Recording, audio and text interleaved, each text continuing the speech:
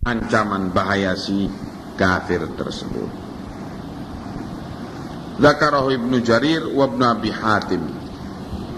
Riwayat ini disebutkan oleh Ibnu Jarir dan Ibnu Abi Hatim. Sisi yang demikian ini yang jarang dipelajari oleh kaum muslimin, sehingga pelanggaran terhadap sisi yang satu ini di kalangan kaum mukminin terlalu banyak. Akhirnya tentu berpengaruh dalam berbagai lapangan kehidupan. Bahkan sampai pada tingkatan pengaruh itu pada sikap yang lebih ekstrim lagi, yaitu karena sisi yang satu ini diabaikan oleh kaum mukminin, akhirnya mereka minder untuk menyatakan Islamnya, tidak pede untuk menyatakan Islamnya, apalagi di hadapan orang kafir, minder. Sementara si kafir dengan penuh pede untuk itu menyatakan agamanya di hadapan kita.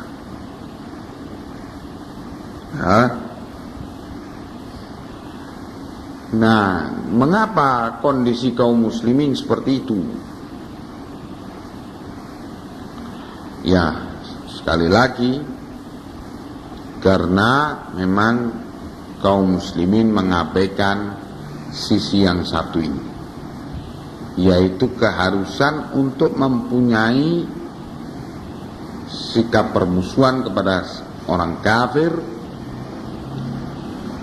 Dan kalaupun kita harus berhubungan dengan mereka, bermuamalah dengan mereka, karena kenyataan hidup yang mengharuskan demikian, maka tidak boleh bermuamalah itu lebih dari sekedar muamalah, sekedar keperluan yang memang harus, dan tidak boleh sampai memperlakukan orang kafir itu sebagai sahabat karib.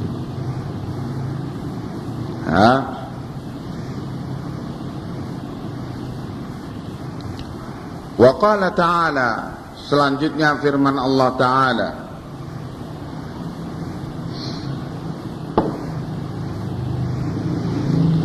ya ayyuhalladzina amanu, hai orang-orang yang beriman, la tattakhidul kafirina awliya'a min dunil mu'minin. Surat An-Nisa ayat ke-144. Hai orang-orang yang beriman, janganlah kalian menjadikan orang-orang kafir itu sebagai kekasih-kekasihmu selain kaum mukminin. Qala al-Qurtubi, al-Imam al-Qurtubi. Al-Imam al-Qurtubi ini imam madhab Maliki.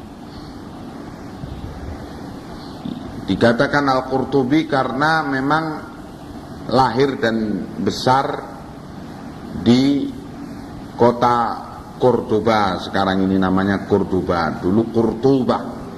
Para ulama yang berasal dari Qurtuba itu di belakangnya selalu ada gelar Al-Qurtubi, artinya berasal dari kota Cordoba, sekarang namanya Cordoba di Spanyol. Berkata Al-Imam Al-Qurtubi, ay la taj'alu khassatakum wa bitanatakum minhum. Larangan Allah di ayat ini menyatakan, melarang untuk kita menjadikan orang-orang kafir itu sebagai orang khusus kita, dan melarang pula untuk menjadikan orang-orang kafir itu sebagai bitonah sahabat karib kita. Jangan kalian menjadikan sahabat karib kalian itu dari kalangan orang kafir, dan jangan pula menjadikan orang khusus kalian itu, orang khusus, orang dekat kalian itu jangan dijadikan dari kalangan orang kafir. Ya, makanya Abu Musa al-Asy'ari ketika itu gubernur negeri Basrah itu sempat mengangkat seorang pejabat, yaitu Sekwilda. Bagi beliau seorang Nasrani. Datang berita itu kepada Umar bin Al-Khattab sebagai khalifah, Amirul Mukminin. Umar mendengar Abu Musa al-Asy'ari mengangkat Sekwilda, seorang Nasrani. Dipanggil oleh Umar, ada apa kamu mengangkat Nasrani itu sebagai orang khusus kamu, orang dekat kamu? Tidakkah kamu pernah membaca ayat ini, yaitu surat An-Nisa ayat ke-144 ini? Kata Abu Musa al-Asy'ari, wahai Amirul Mukminin, liyal kitabah walahuddin, aku hanya membutuhkan tulisannya, kepandaiannya di dalam tulis menulis, dan adapun agama itu urusan dia.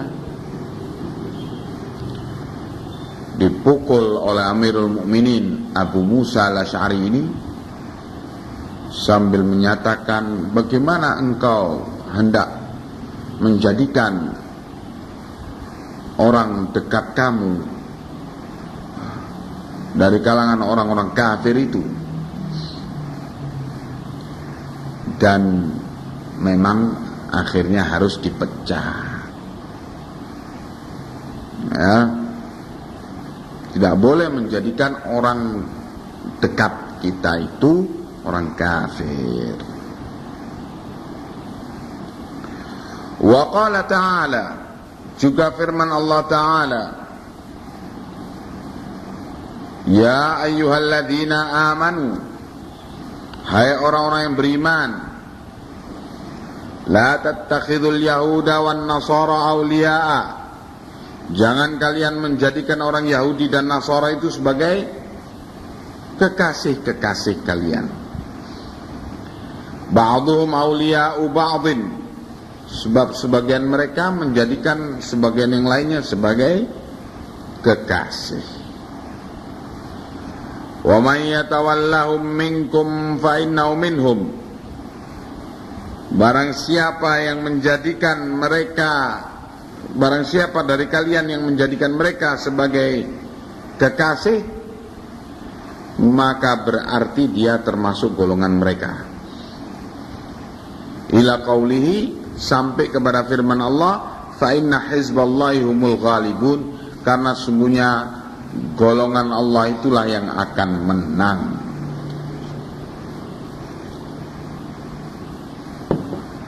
Ayat ini menyatakan siapa dari kalian yang menjadikan mereka orang-orang Yahudi dan Nasara itu sebagai kekasih, sahabat karib, maka dia berarti termasuk golongan mereka, kata Allah. Dalam menafsirkan ayat ini dinukilkan oleh Syekh Sulaiman pernyataan Hudzaifah ibn al-Yaman, seorang sahabat Nabi. Qala Hudzaifah radhiyallahu anhu, berkata Hudzaifah bin al-Yaman, yang Allah telah meridhai beliau, liyattaqi ahadukum ayyakuna yahudiyan aw nasraniyan wa huwa la yash'ur, hendaknya salah seorang dari kalian takut untuk menjadi Yahudi atau menjadi Nasrani padahal dalam keadaan dia tidak merasa. Wa tala hadhil ayah, kemudian beliau membaca ayat ini, wa may yatawallahu minkum fa innahu minhum, dan barang siapa yang menjadikan mereka itu Yahudi dan Nasrani itu sebagai kekasih, siapa dari kalian kaum mukminin menjadikan mereka sebagai kekasih, fa innahu minhum, maka dia termasuk golongan mereka.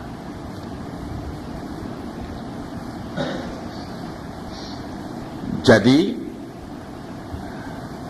bisa kita terjatuh kepada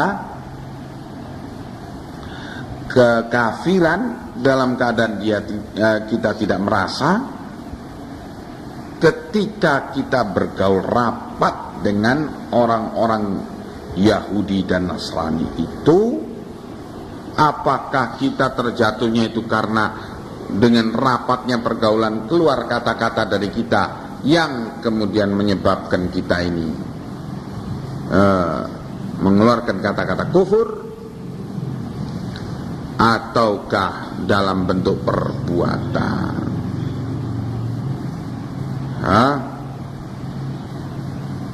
Nah, begitu beberapa ayat dinukil. Wallahu a'lamu bis-shawab. Kita cukupkan dulu untuk malam ini sampai di ayat ini. Insyaallah kita bisa lanjutkan pada pertemuan yang akan datang. Iya.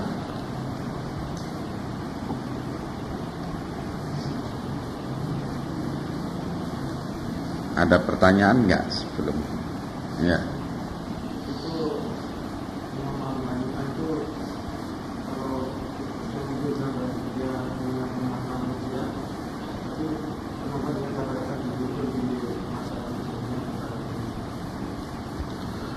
Iya, Abu Hanifah itu dikatakan, dinukilkan oleh Syekh Muqbil bin Hadi Al-Wadi'i,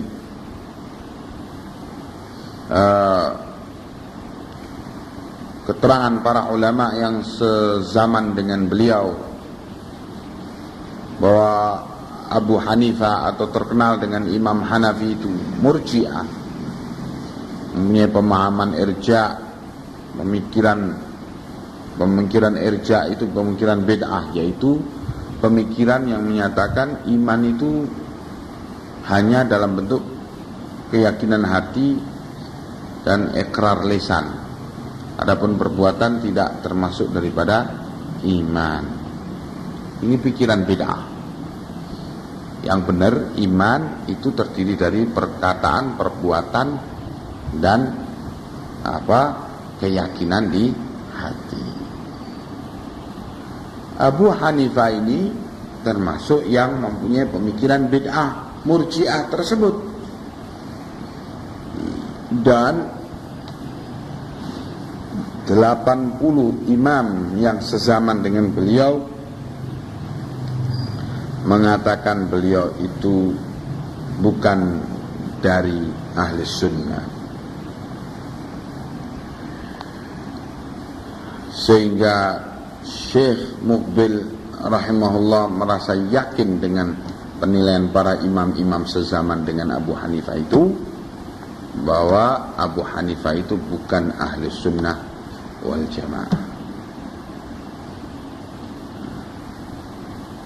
Dengan data yang demikian lengkap tentang pelanggaran-pelanggaran, penyimpangan-penyimpangan beliau. Sebagian lain dari para ulama menganggap Abu Hanifah ini adalah termasuk imam dari kalangan ahli sunnah. Antara lain seperti Syekhul Islam Ibn Taimiyah rahimahullah.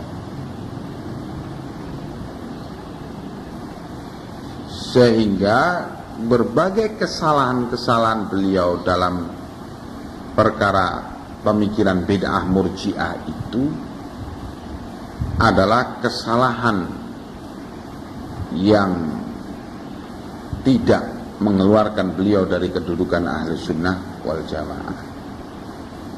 Kesalahan ijtihad. Begitu pandangan Syekhul Islam Ibn Taimiyah, yang kemudian diikuti oleh Syekh Al-Albani rahimahullah. Sehingga kecenderungannya untuk menukil keterangan beliau Abu Hanifah ini adalah sesuai dengan pandangan siapakah beliau ini. Seperti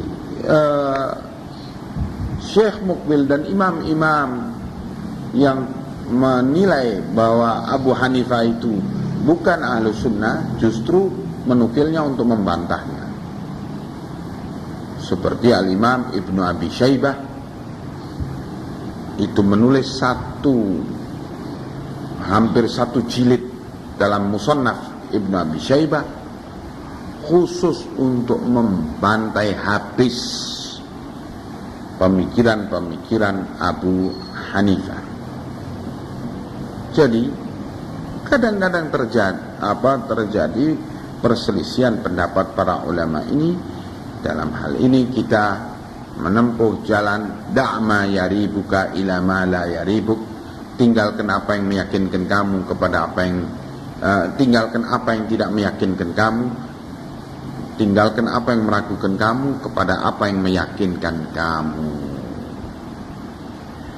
Bagaimana untuk mencapai keyakinan? Harus dengan ilmu. Jangan dengan ilmu kerentek, tapi dengan ilmu kitab was sunnah. Tahu ilmu kerentek?